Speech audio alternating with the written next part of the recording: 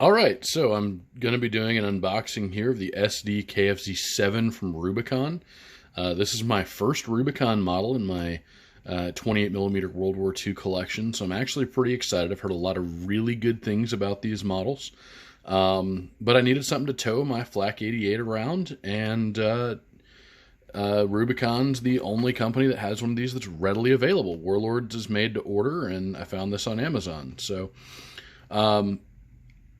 again, my first Rubicon model, and we went for an artillery tractor, so I've heard nothing but great things about Rubicon, so let's open this box up, and let's take a look and see what's inside. Alright, and inside the box, as you can tell, quick change here. We've got the instruction booklet, which doesn't look too terribly bad. I'm actually pretty happy with the way that that's looking thus far.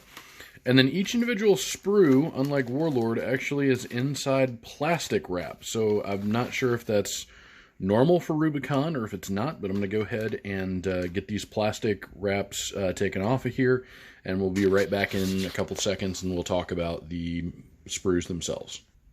And through the magic of technology, we are back.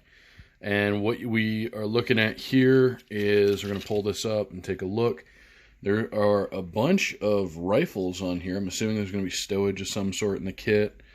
We got some fuel cans, bits and bobs. That's probably going to be the side panels. The flatbed option, or I'm assuming it's either flatbed or you have to build something on top of there. We've got our driver and our secondary crewman. Or I don't think that's actually a secondary crewman. I think that's a driver and two different stages of the war uniforms, maybe. We'll look at that in just a second, we'll see. Okay, he's got a few different head options here. I'm sorry, this isn't coming through very great. There we go. Some stowage again.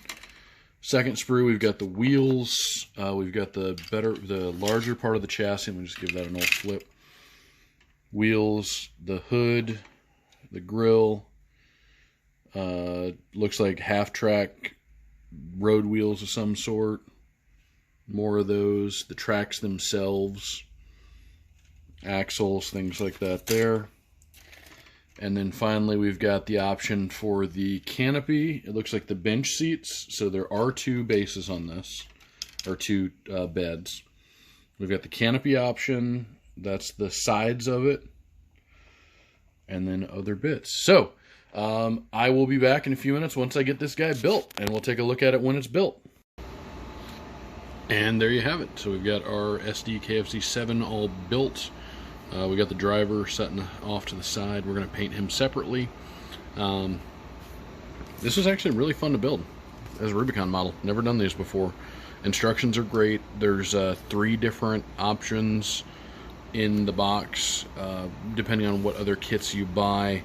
But they did a really good job with this kit, and it looks good too. The only thing is the driver, as you can tell, next to a American, a lot smaller than the bolt action guys, but their vehicle guys for Italiary kits are really small too, so I'm not really too super worried about it. But really fun model to build. I didn't do a lot of stowage on here just because this is going to be a gaming model for bolt action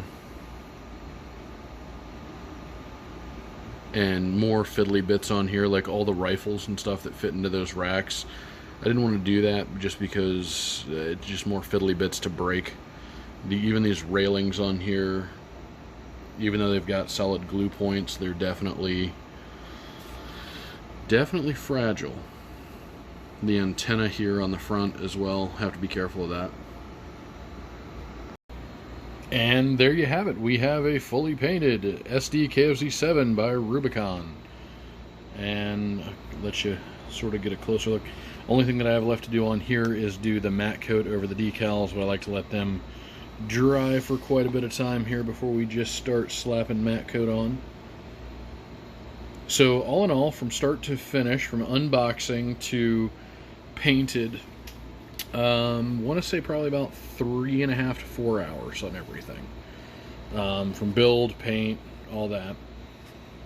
And you know, it is Blitz, so it's pretty straightforward as far as like what they didn't do a lot with their paint jobs. It's pretty much just a gray vehicle. Just nice coating of like a leather brown on the seats and doing like a canvas color. And obviously we painted the guy up and then glued him in place later. So a view of the decal on the back. I believe this is the marking for flak or anti-aircraft crew, but it may not be. No one's really going to take that close of a look at it, I don't think. The Cross Balkan Cruise, I think it's called.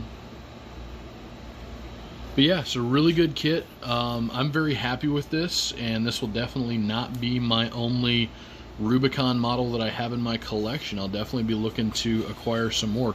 What do you think I should do next? Go ahead and shoot me a heads up in the comments below. Let me know what you think I should be painting next.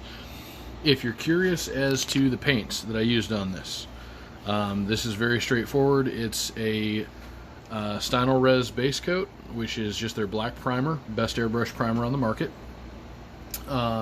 Mechanica Standard Gray, I just thinned it down, sprayed it over the top of it for the base gray. Then I took Nuln Oil and lightly sprayed that through the airbrush over the top of it. Then a dry brush of Dawnstone from Citadel, and then a very light dry brush of Administratum Gray from Citadel. And then we did Steel Legion Drab on the seats, and Rakarth Flesh from Citadel on the canopy, and then hit both of those with a wash of Agrax Earthshade. Cadian Flesh Tone from Citadel on our German there. Same gray setup for him, just a much heavier dry brush of the highest highlight. And then FW Dalarani Black on the tires. And that was it. Pretty straightforward. Not a super scary model at all. But yeah, hit me up. Let me know what you guys want to see next. The next thing that I've got to review are some transfers from Company B. So I've got a couple of those for my Americans, which are in progress there. Ignore the heresy, guys. They're still back there. So last 3 airborne on the desk. And then we've got our squad of 1st Infantry Division back there. And then over here we got the airborne that I finished. And then my 1st Infantry Division sniper team. And Mad Jack Churchill from Stosie's Heroes, which I will get you guys a video on him not too far from now. Alright guys, thanks. And I'll be posting more bolt action and hobby content in general up onto YouTube, so please like and subscribe. I'm brand new with the 9th Company, and that's it. So thanks guys, have a great one.